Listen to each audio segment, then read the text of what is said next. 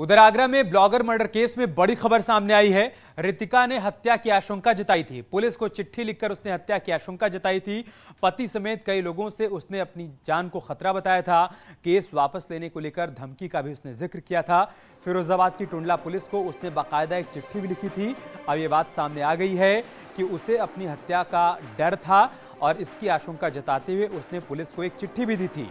उसने अपने पति से अपनी जान को खतरा बताया था और अब ये बड़ी बात सामने आ रही है कि फिरोजाबाद की टुंडला पुलिस को उसने इससे संबंधित एक चिट्ठी भी लिखी।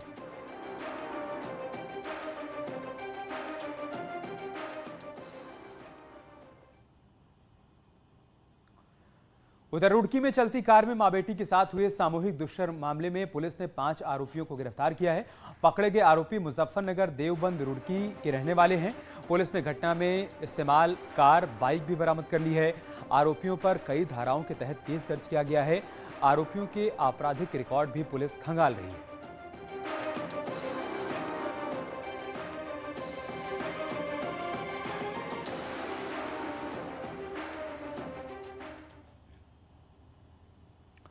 अमरोहा में नाबालिग बेटी को डरा धमकाकर रेप करने वाले पिता को अदालत ने 6 दिन के अंदर उम्र कैद की सजा सुना दी और साथ ही आरोपी पिता पर 53,000 रुपए का जुर्माना भी लगाया। अदालत में चार्जशीट फाइल होने के 6 दिन के भीतर ही सजा सुनाए जाने का प्रदेश में पहला मामला है। वारदात अमरोहा के डिडौली कोतवाली क्षेत्र के गांव की थी, जहां 14 जून की रात करीब 11 बजे डिडौली कोतवाली में पिता के खिलाफ रिपोर्ट दर्ज कराई गई थी। आरोप था कि पिता ने अपनी नाबालिग बेटी के साथ डरा धमकाकर रेप किया था। पिता अपनी बेटी के साथ 7 महीने तक रेप करता रहा। बेटी के गर्भवती होने पर इस बात की जानकारी परिवार को हुई और अल्ट्रासाउंड कराने पर 7 माह के गर्भ की पुष्टि हुई। जनपद अमरोहा के थाना डिडौली पर दिनांक 14 जून 2022 को वादी द्वारा सूचना दी गई कि उसकी छोटी नाबालिग बहन के साथ उसी के पिता के द्वारा दुष्कर्म की घटना कारित कर उसे गर्भवती कर दिया गया है। इस सूचना को गंभीरता से लेते हुए तत्काल थाना डिडौली पर गंभीर धाराओं में अभियोग पंजीकृत किया गया। पुलिस द्वारा त्वरित कार्रवाई करते हुए 24 घंटे के भीतर इस आरोपी को गिरफ्तार करके जेल भेजा गया। प्रकरण को अत्यंत गंभीरता से लेते हुए अमरोहा पुलिस द्वारा विवेचना कर फॉरेंसिक साक्ष्य संकलन की कार्रवाई कर इसमें गुणवत्तापूर्ण विवेचना संपादित की गई तथा 6 दिनों के भीतर रिकॉर्ड समय में इस आरोपी के विरुद्ध आरोप पत्र माननीय न्यायालय में प्रेषित किया गया। लखनऊ पुलिस और प्रशासन ने जेल में बंद समाजवादी पार्टी के पूर्व सांसद रिजवान जहीर की करीब 11 करोड़ की संपत्ति कुर्क कर दी है। रिजवान जहीर की मड़ियां वाली संपत्ति कुर्क की गई है। अल्लू नगर डिगुरिया गांव में करीब 1 हेक्टेयर जमीन को प्रशासन ने कुर्क किया। रिजवान जहीर का नाम यूपी के टॉप 10 अपराधियों की लिस्ट में आता है।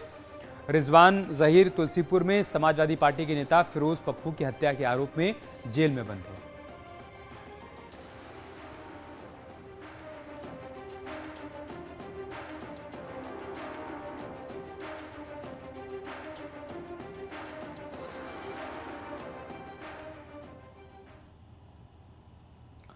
इटावा की चक्करनगर पुलिस ने गैंगस्टर शिव किशोर यादव के 1 करोड़ 10 लाख रुपए की कीमत की 8 गाड़ियां जब्त की हैं।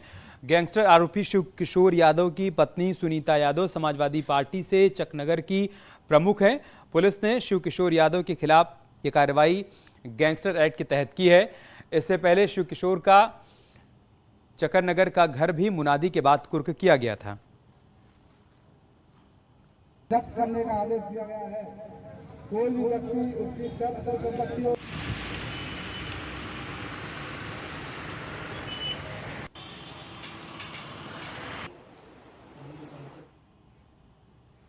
वाराणसी के संपूर्णानंद संस्कृत विश्वविद्यालय के 17 अधिकारियों और कर्मचारियों पर एफआईआर दर्ज हुई है।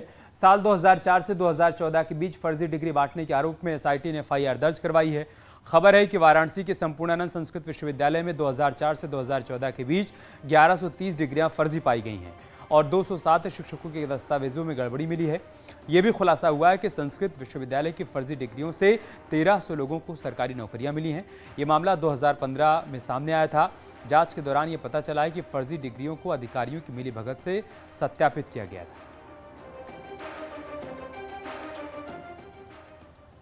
आगरा में कार से स्टंट करते एक वीडियो सोशल मीडिया पर तेजी से वायरल हो रहा है। वीडियो में दिख रहा है कि कुछ युवक चलती कार से खिड़कियों से बाहर निकले हुए हैं और हंगामा कर रहे हैं। यह पूरा मामला आगरा के फतेहाबाद रोड का है, जहां पर सड़क पर यह स्टंट किया गया था।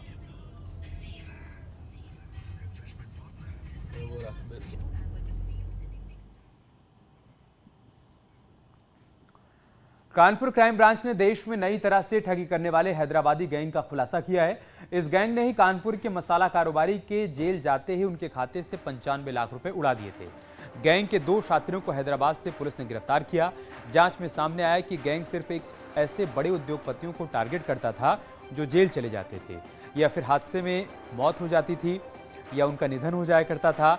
ये गैंग अब तक देश भर में 50 करोड़ से ज्यादा की ठगी कर चुका है। कानपुर पुलिस ने दहेज हत्या में जेल में बंद सूर्यांश खरबंदा के खाते से 95 लाख उड़ाने वाले गैंग का खुलासा किया है। पूछताछ के दौरान ठग यारा साई किरण ने बताया कि कारोबारी सूर्यांश खरबंदा के जेल जाने की खबर गूगल पर पड़ी थी। इसके बाद ठगी का प्लान तैयार किया। सबसे पहले फ्लाइट से लखनऊ पहुंचे और फिर कानपुर आए। सूर्यांश का नकली आधार कार्ड बनवाकर उसका मोबाइल नंबर के आधार पर नया सिम हासिल कर लिया और फिर सूर्यांश के मोबाइल नंबर की मदद से ही बैंक ऑफ बड़ौदा और आईसीआईसीआई बैंक खाते की एक डुप्लीकेट पासबुक, डेबिट कार्ड और चेकबुक जारी करवा ली। इसके बाद खाते से पूरी रकम दूसरे खातों से 95 लाख रुपए उड़ा दिए। क्राइम ब्रांच को एक बहुत बड़ी सफलता मिली है साइबर सेल को। एक प्रकरण जो बहुत ही चर्चित रहा था कानपुर में, जिसमें एक डाउरी डेथ का मामला था, जिसमें सूर्यांश खारबंदा और उनके परिवारजनों के अरेस्टिंग हुई थी और वो जेल गए थे।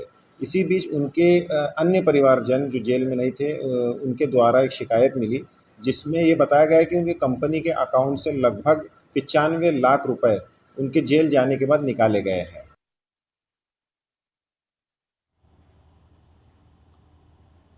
हापुड़ के सिंभावली इलाके में नेशनल हाईवे के निर्माणाधीन बाईपास पर 2 कैंटर की जोरदार भिड़ंत हो गई, जिसमें ड्राइवर समेत 2 लोगों की मौके पर दर्दनाक मौत हो गई। वहीं हादसे में कई लोग गंभीर रूप से घायल हो गए, जिन्हें सूचना पर पहुंची पुलिस ने इलाज के लिए अस्पताल में भर्ती करवाया। बताया जा रहा है कि बारिश की वजह से ये दर्दनाक हादसा हुआ।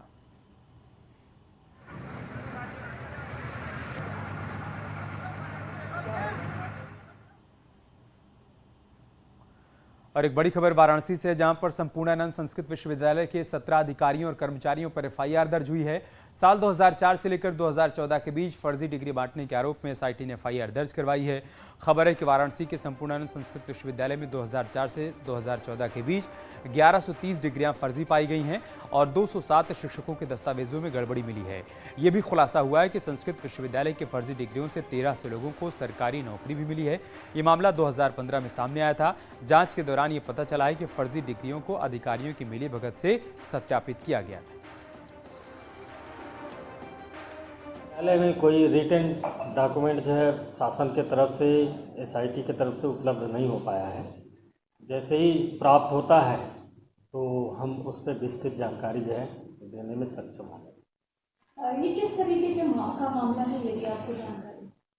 मेरी जानकारी के हिसाब से यह प्रकरण सत्यापन से संबंधित है। जो शिक्षक बीटीसी में भर्ती में शिक्षक बने हैं, उनके प्रमाण पत्रों से सत्यापन से संबंधित है।